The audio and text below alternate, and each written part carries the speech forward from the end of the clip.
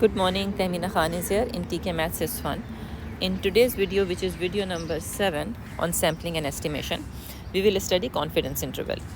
Here are 3 QR codes on all the videos in on P3, S2 and M1 I have made so far. So you can scan to learn more maths. So on sampling and estimation, this is video number 7. You can see here this pointer. Video 7 and 8 I will made on this. In this specific video, it will be on the understanding of confidence interval, what it is. And then in the next video, we will see the 3 cases of application of confidence interval. In the previous videos, you have seen that we have studied these concepts. The link I will provide in the description below once all the videos are ready. So the link of all the videos will be in each video. So let's start. What is confidence interval? I have written also here so that people who need written, sometimes you understand better if it is written in front of you. So let me explain it to you. In unbiased estimate, what did we do? When we did not know the parameters of the population, right? They were unknown. So we were using the formula with applying on the sample and getting the idea of the mean and variance of the population.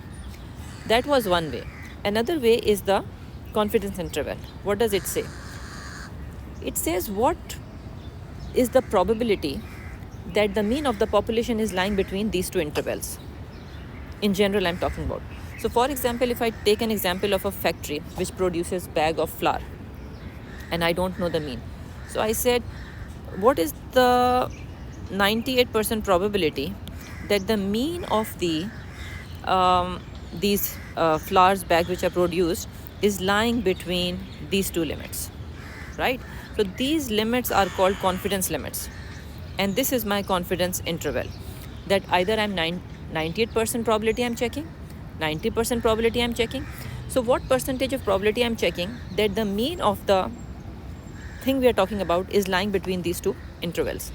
And it is written like this, right? So this is what we will study.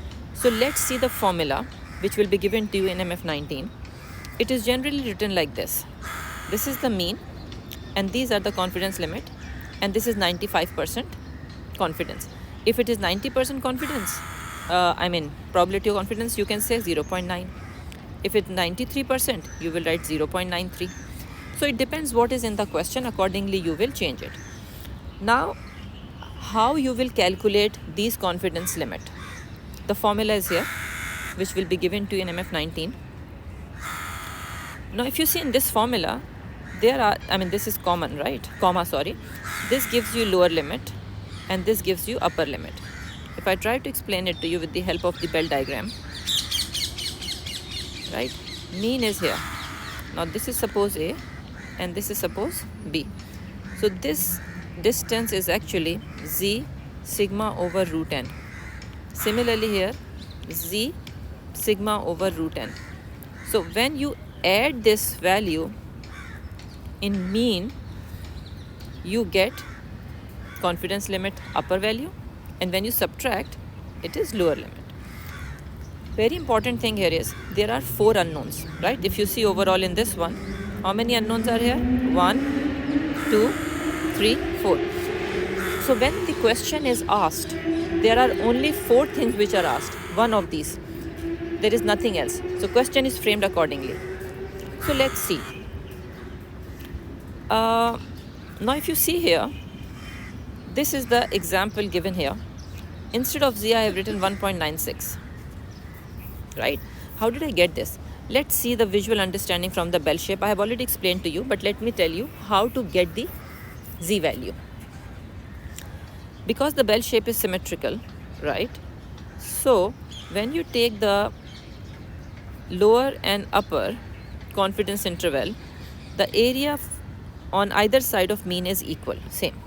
So when you say 95% probability that the mean of the thing is lying between this central area is 95%, as it is written in the diagram also. 100 minus 95 is 5%. So on either side it will be 2.5 equally divided. So if I have to calculate this Z value, what percentage of probability I will check? Of course, this whole thing. So it is 95 plus 2.5 is 97.5%, which is equals to 0.975. So in the standardized table, you will check z value against the probability 0.975, right?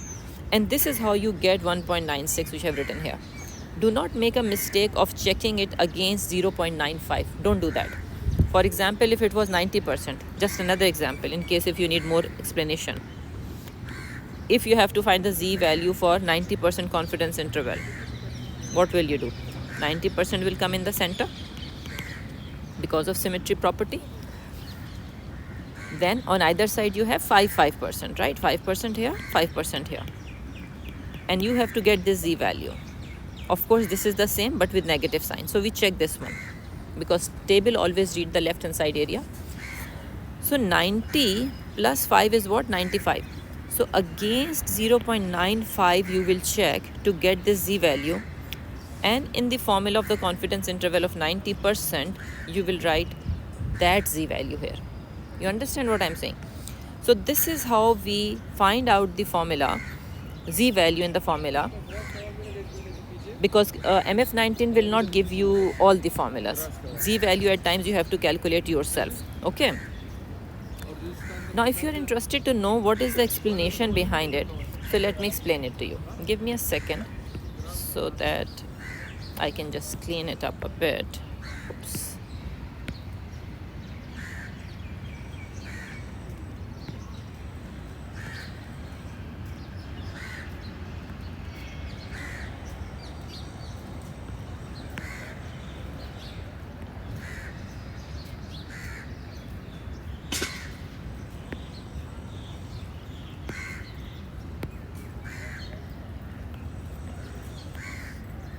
Actually, I just want to hide this so that I can show it slowly to you. Then you will understand better.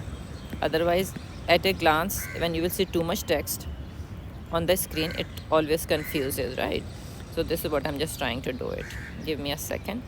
Then explanation will be easy. I just write in advance so that it saves time. Okay. Let's see. So now you want to see the explanation कि how did you get this formula, right? So let's start with the basic understanding which you have gotten from S1. Now, if you look at this diagram, what is probability of z greater than this value is 0.025. We are talking about this part, right? This is my small z. So the left hand side probability is 97.5, which is 0.975. You can see here. So how do you write it? You write it that it is phi inverse 0.975 equals to 1.96. Now if you are confused what I'm trying to do here, let me explain it to you. I am trying to find out how to find out this A and B, which will help me to get the mu. So the formula I've given you straight away here, but right now I'm telling you how to get this formula. This is not a part of the syllabus, but I believe that being a maths student, you should know why something is happening, how is this happening, then you can apply it in any new situation, right? So let's see here. So this is how we write it in the probability form, right? This is how you have calculated multiple times in S1 the probability. I'm taking it, this side is minus 1.96, right? If this is plus 1.96. Now we know that z is equals to x bar minus mu over sigma over root n. How do we know this? From the sampling mean, we have done that. That is also prerequisite at this stage. So z is replaced by that value. But what we have to reach to? We have to reach to mu. You can see here, I only want this mu. I want to remove all this. So first step is multiply this and this and this by sigma over root n. Okay. So what will happen? This is what will happen. Agreed? Because it will cancel out. You can see it is written here, sigma over root n, sigma over root n. It multiplies by these values. Okay. Now I need to remove this also. This is plus x bar. So in all these three terms, if I add minus x bar, this will cancel out. Do you agree with that? So I'm going to do the same thing here. So what will happen? This comes. Now here is where students get confused कि how this become this. So I'm going to explain to you this step, which is very important, and basic mathematics connected with the inequality. So what I'm doing, I'm going to add minus x around here, here, and here. So this will cancel out and you will be left with minus x minus 1.96 sigma over root n less than minus mu less than minus x plus 1.96 sigma over root n. So if I multiply throughout by minus 1, what it will become? X plus 1.96 sigma over root n.